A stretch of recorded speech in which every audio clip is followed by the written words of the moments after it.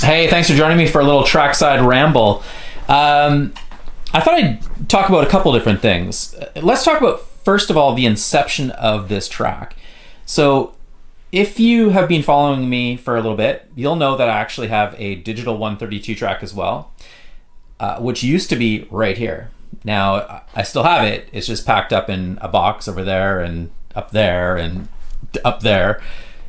And then now we have this beautiful Carrera Go track.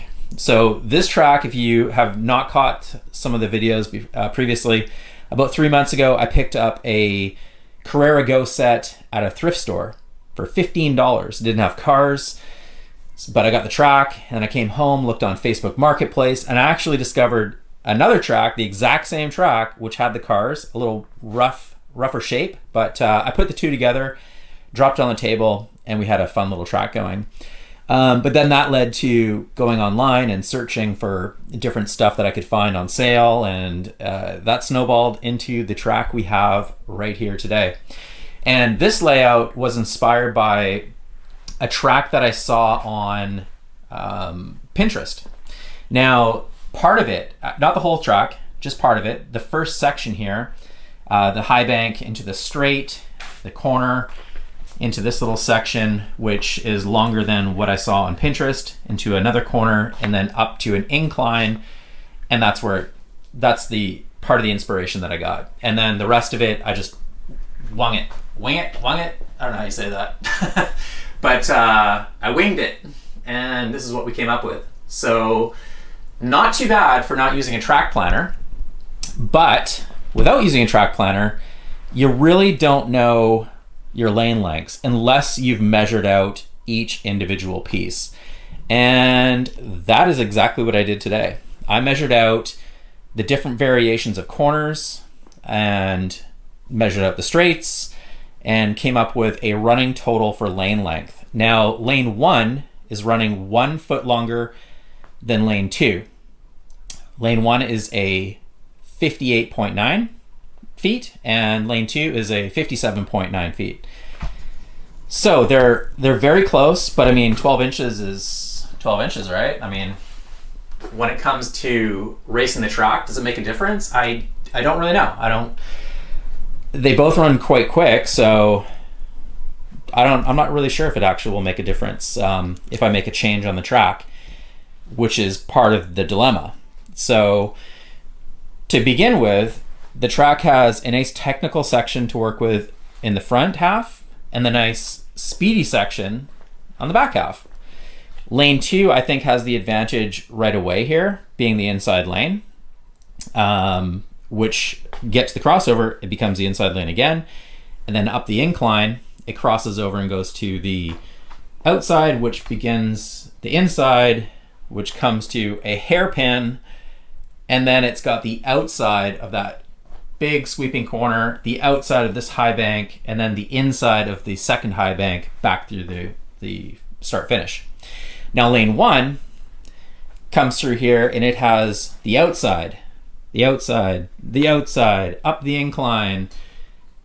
There's a crossover at the top, but it has the advantage of this crossover corner here, being that it's on this inside of the crossover, nice wide turn. And then it's got the inside of that long sweeping corner in the inside of this high bank through the fast section of the track to the high bank and then back through the start finish. So there is a speed advantage, I think, for lane 1 at the back and a technical advantage for lane 2 at the beginning. And I don't know if that is actually worth correcting because I feel like it kind of is balanced out. Now, if I do make the correction, it would be taking out this crossover along with the 4.5 inch straight down there and replacing this 13 inch straight right here, putting the crossover right there.